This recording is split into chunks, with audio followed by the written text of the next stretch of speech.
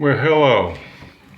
Today I thought I'd show you how to use a stud finder, and this is a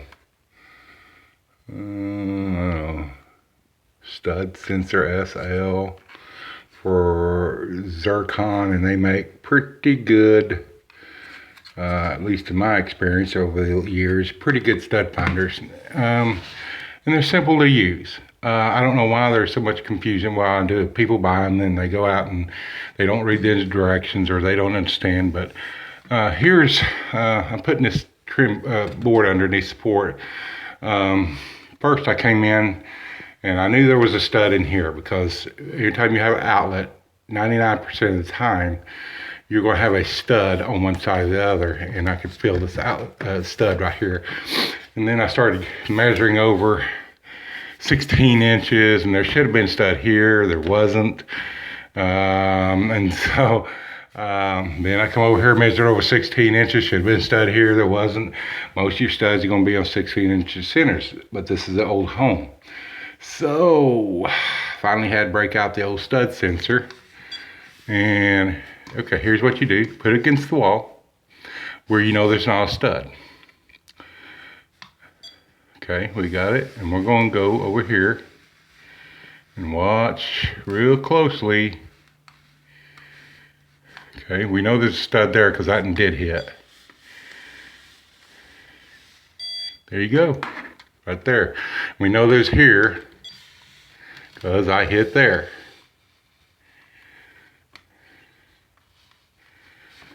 Messed it up a little bit by going up. And you just mark right there, see? And so, like I said, the stud should have been over here. All my drill holes looking for a stud before I went and got the stud finder. And right there, see that? Mark, I've done found it. I'm not holding it real tight.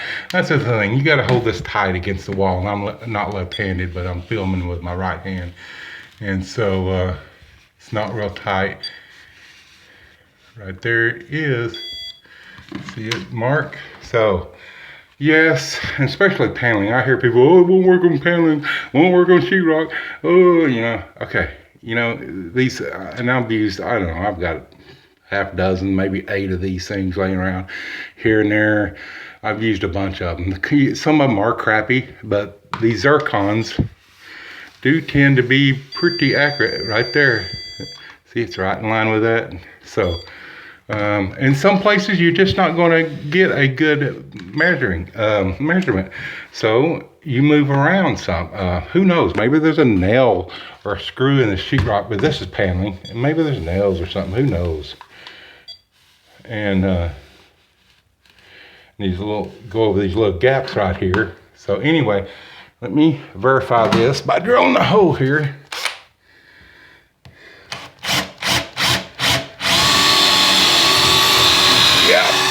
There's a stud there. So I'll get my screw gun. That's the way you use a stud finder. Push the button in where you know there's some stud. Bring it to the side. And there was one guy. He must have put it on stud. So, I mean, it was red, and he was going all the way across. Wow, this thing doesn't work, And it's like, seriously, dude. These are.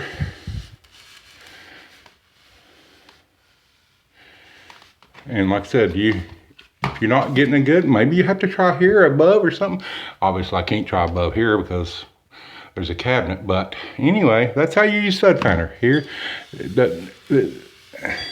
see, right there.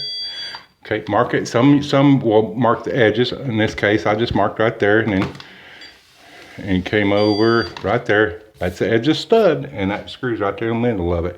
That's all you do. Simple. So anyway, hey, like and subscribe, put it on your playlist, and anyway, that'll make your life a lot easier. Get a couple, practice with these, and they'll work for you. And keep good batteries. I find that when the batteries start going down in these, then they can be a little off. But if I, keep fresh batteries in them, I don't have a problem with them. So I love them. So they make my job so much easier. So anyway, Donald for Blue Collar DIY. Y'all have a good weekend. It's almost the weekend for me. This is Friday for me, and just doing a little light work in this rental. So anyway, y'all have a good one. Don't forget that little like and subscribe button down there. Put it on your playlist and check these other videos out up here. So appreciate you.